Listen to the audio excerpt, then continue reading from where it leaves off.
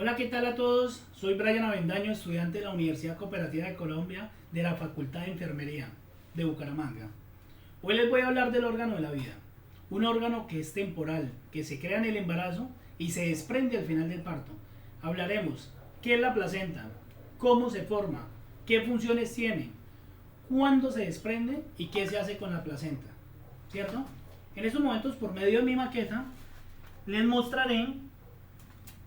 Esto como tal es el útero donde donde se adhiere la placenta como tal. La placenta presenta dos caras, su cara fetal y su cara maternal, ¿sí? En la cual podemos evidenciar que la cara fetal tiene venas y arterias, en la cual sale por el cordón umbilical dos arterias y una vena, que es la que va a llevar su nutriente y hacer todo el debido proceso directamente al feto, ¿cierto? Acá podemos ver el saco de líquido amniótico, que es donde está el bebé.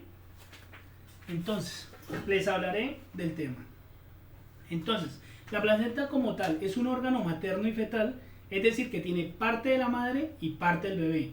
La porción fetal o porción del bebé está conformada por corión, por el amnios, por el alatoides y el saco vitelino.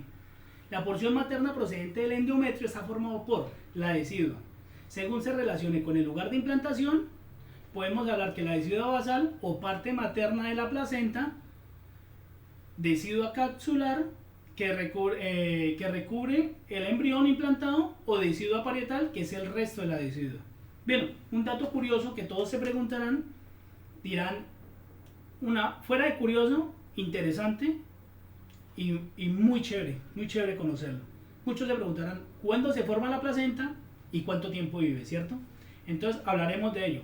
Como tal, la placenta se forma desde el momento de la implantación, más o menos entre quinto o séptimo día de la fecundación. El embrión primero empieza a dividirse en dos células, luego en 4, luego en 8, y así sucesivamente, volviendo de bastantes. Al tercer día ya podemos hablar del blastocito, que hace conjunto de células, y al quinto o sexto día del embrión se implanta en el endometrio. Se puede diferenciar en dos capas, una que es el trofoblasto, que será luego será la placenta como tal, y una masa celular interna que es el embrión del trofoblasto. Hoy vuelven a surgir dos capas en el sinticio trofoblasto, que es la capa más externa, que como tal ella carece de límites celulares visibles y se implanta en el recipiente uterino, secretando hormonas importantes para el embarazo. Y el citotrofoblasto, que es la capa más interna y que está compuesta por células más pequeñas y uniformes con límites celulares definidos, ¿sí? Entonces, una vez completada la implantación, quedan conectados los vasos sanguíneos de la madre con el sinticio trofoblasto, y así establece una circulación útero-placentaria por las formaciones de las vellosidades que se van ramificando, ¿cierto? Entonces, en la unión de los vasos entre el embrión, la madre y el sinticio trofoblasto, van a dar lugar al corión, que con la mucosa uterina formará la placenta, conectará al embrión, y la envoltura trofoblástica se forma en vehículo de fijación, que más tarde se transformará en lo que es el cordón umbilical.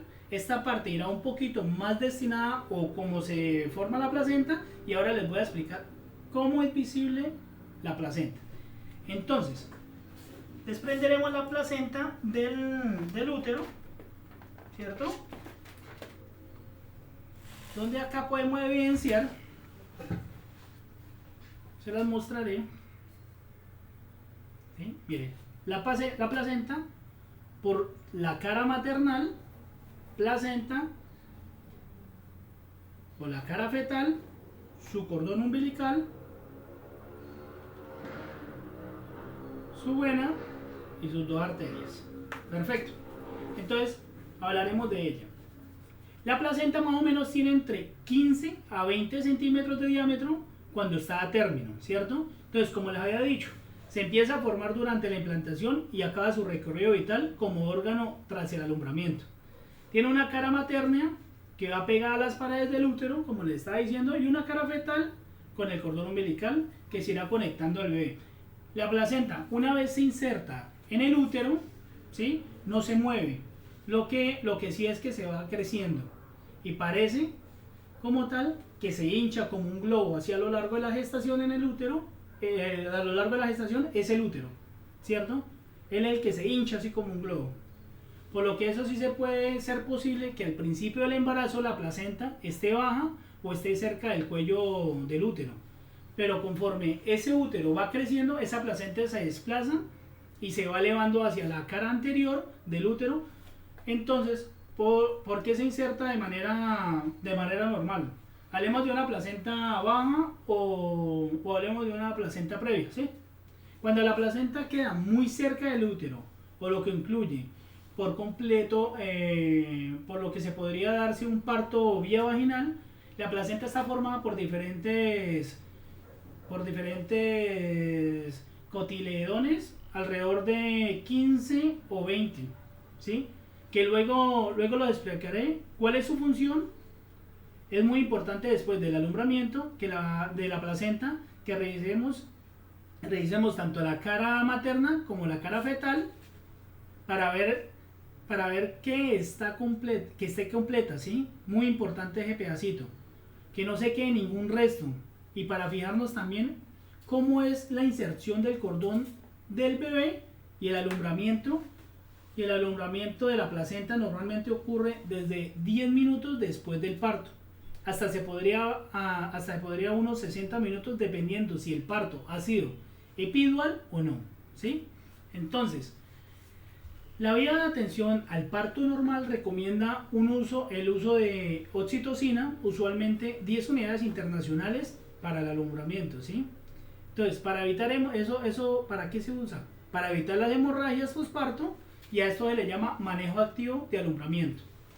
El dejar que la placenta se desprenda por sí sola, sin ninguna medición, sería un manejo espectral, ¿sí? Estrictamente de la placenta. Lo que ocurre cuando se desprende la placenta es que el útero, hay una gran contracción que hace después del útero materno.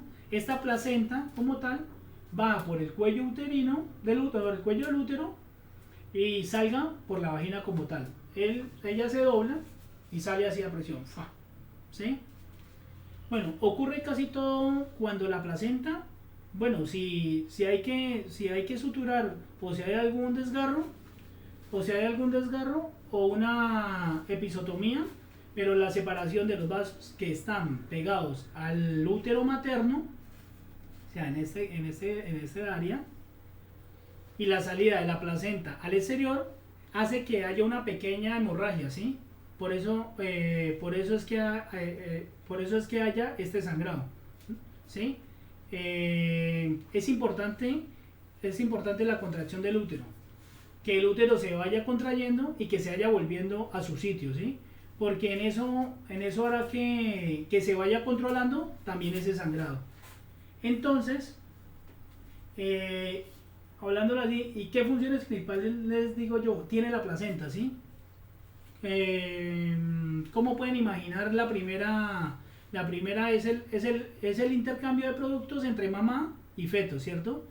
Entre los productos metabólicos, elementos nutritivos, electrolitos, pero también desechos de productos fetales, ¿sí? Es decir, el bebé recién recibe, digamos, como tal el alimento, pero también excreta todos sus desechos, ¿sí? Muchos dicen y se preguntan, pero el bebé cuando hace sus necesidades, ¿a dónde se va eso? Entonces, además en la placenta se dan intercambios de gases tanto en el oxígeno y dióxido de carbono. Otra función, pero muy importante de la placenta, es la función inmunológica, ya que se transmite al feto, inmunidad pasiva a través de la placenta, dotándole de anticuerpos directamente al feto, ¿cierto? Entonces, la placenta es productora ¿de qué? Productora de hormonas. Vamos a ver un montón de hormonas diferentes. Bueno, le voy a nombrar varias de ellas, ¿sí? Entonces, la primera es la HCG, que es la hormona gonadotropina, la hormona gonadotropina cariónica humana. Su función es mantener el cuerpo lúteo hasta en la semana más o menos 12 del embarazo. La placenta también puede producir lactógeno placentario o la LPH, que es la hormona, el LPH, que es la hormona lo que hace que es que promueve las grasas maternas y las metaboliza en ácidos grasos, ¿sí?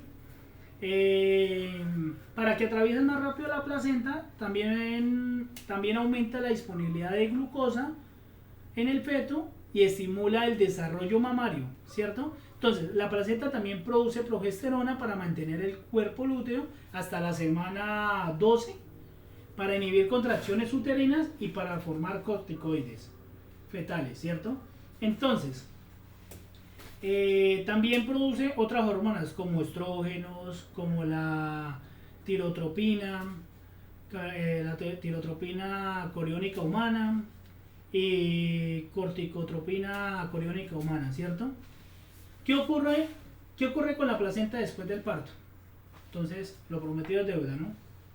Se preguntarán usualmente, se preguntarán ustedes, pues ¿cómo le llamamos a la última fase del parto? El alumbramiento de la salida de la placenta. Cuando se desprende, si ha sido un parto hospitalario, normalmente la placenta se trata como un residuo orgánico, por lo que suele quedarse en el hospital. Porque muchas mamás se preguntan, pero yo quiero llevarme la placenta. No, no es posible en este caso, porque es un parto hospitalario, ¿sí? Ya sea, si ellos deciden qué hacer, otra cosa muy importante, en el parto hospitalario ellos deciden qué hacer con ella, ¿sí? Entonces, si hay un parto extrahospitalario o un parto domiciliario, la familia pues decidirá qué hacer con la placenta, desde pues enterrarla, darle homenaje como árbol de vida, ese árbol que alimenta al bebé, enfrenta la placenta en un lienzo o una hoja en blanco y guardarlo como recuerdo, como una calcomanía, hablándolo así, muchos lo hacen, ¿sí?